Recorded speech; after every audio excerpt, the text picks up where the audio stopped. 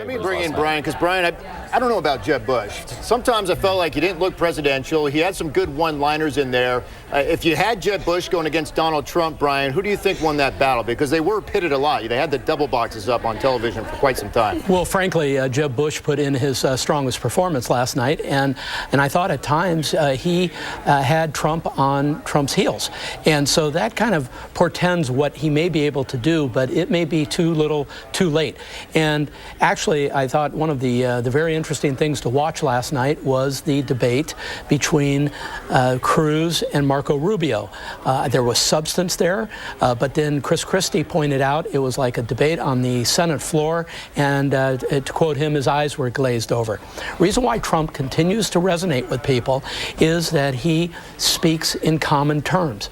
And one of the things that a Rubio and a Cruz and these other people need to learn from is that when you start talking about in-depth policy issues and that sort of thing, the American public gets lost in the weeds, and they tend to gravitate towards people who can speak clearly and succinctly about things. And that you saw elements of on all aspects last night. Brian, let me ask you this. I want to take us back to 2008. Before that election, Rudy Giuliani was leading the way, similar to, Donald Trump here. Absolutely. Eventually, we know that Rudy Giuliani, come the actual election year, in our case, it's going to be 2016, lost to John McCain.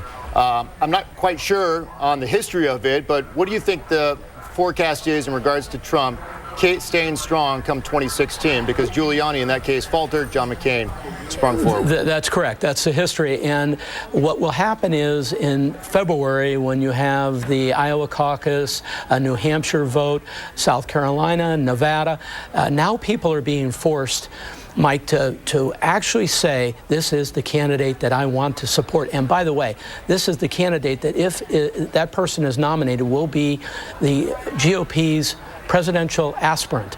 That is a huge question.